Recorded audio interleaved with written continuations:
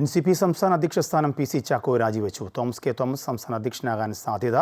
സംസ്ഥാന ഘടകത്തിൽ ഭൂരിപക്ഷ പിന്തുണ നഷ്ടപ്പെട്ടതിനെ തുടർന്നാണ് PC ചാക്കോയുടെ രാജി.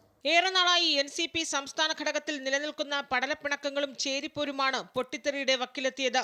AK ശശീന്ദ്രനെ മന്ത്രിസ്ഥാനത്ത് നിന്ന് മാറ്റി തോമസ് കെ തോമസിനെ മന്ത്രിയാക്കാൻ ചുക്കാൻ പിടിച്ചത് സംസ്ഥാന അധ്യക്ഷൻ PC ചാക്കോയായിരുന്നു.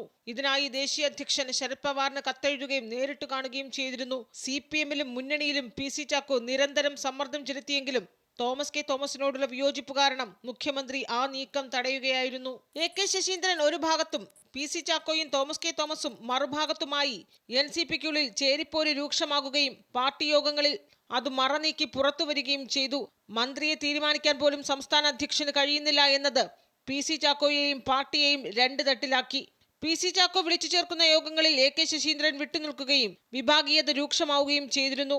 ഇതിനിടെ പാർട്ടി യോഗത്തിനിടെയുണ്ടായ ശബ്ദരേഖ പുറത്തു വന്നതും PC ചാക്കോയെ കൂടുതൽ പ്രതിരോധത്തിലാക്കി. കഴിഞ്ഞ ആഴ്ച മന്ത്രിയുടെ ഔദ്യോഗിക വസതിയിൽ ഒരു വിഭാഗം നേതാക്കൾ ഒരുമിച്ചുകൂടി PC ചാക്കോയ്ക്കെതിരെ ഒപ്പുശേഖരണം നടത്തിയിരുന്നു. ഇത് ശരത് പവാറിനെ കാണിച്ച സംസ്ഥാന അധ്യക്ഷ പദവിയിൽ നിന്ന് PC ചാക്കോയെ മാറ്റാനുള്ള തന്ത്രം AK ശശീന്ദ്രൻ പുറത്തെടുത്തു. തോമസ് കെ തോമസിനെ പാർട്ടി അധ്യക്ഷനാക്കാമെന്ന ഫോർമുല AK ശശീന്ദ്രൻ മുന്നോട്ട് വെച്ചത് അംഗീകരിക്കപ്പെട്ടു. ഇതോടെ PC ചാക്കോയുടെ ഒപ്പമുണ്ടായിരുന്ന തോമസ് കെ തോമസും മറുകണ്ഠം ചാടി. സംസ്ഥാന ഘടകത്തിൽ ഭൂരിപക്ഷ പിന്തുണ നഷ്ടമാകുമെന്ന് ഉറപ്പായതോടെയാണ് PC ചാക്കോ അധ്യക്ഷ പദവി ഒഴിയാൻ തയ്യാറായത്.